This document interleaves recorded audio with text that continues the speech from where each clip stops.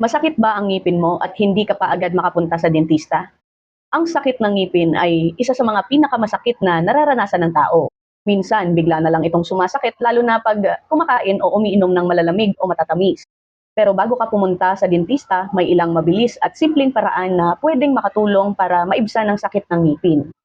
Sa video na ito, ibabahagi ko ang ilang quick remedies sa sakit ng ngipin na pwede mong gawin sa bahay.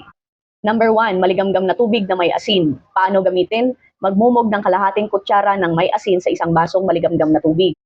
Nakakatulong ito sa pagpapawala ng pamamaga at panunumbalik ng kalinisan sa loob ng bibig. Number 2, cold compress. Yelo na ilalagay mo sa pisngi. Simple lang ang gagawin, ibalot mo ng tela at ilagay mo sa parte ng pisngi kung saan yung may masakit na ngipin. Ilagay mo hanggang 10 to 15 na minuto. Nakakatulong ito na mabawasan ng sakit at pamamaga sa paligid ng ngipin.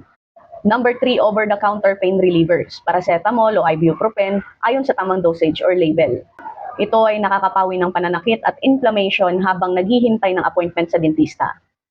Number 4, iwasan muna ang matamis o malamig na pagkain. Nakakatulong itong maiwasan ang mas matinding sakit at sensitivity ng ngipin.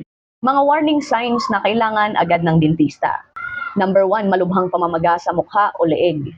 Number 2, lagnat na kasabay ng toothache. Number 3, patuloy na matinding sakit na hindi humuhupa sa pain reliever. At number 4, pagdurugo o nana sa paligid. Yan ang 4 na tips kasama ang warning signs na mai-share ko ngayong araw sa inyo. At kung bago ka pa lang dito sa channel ko, like, share, and subscribe.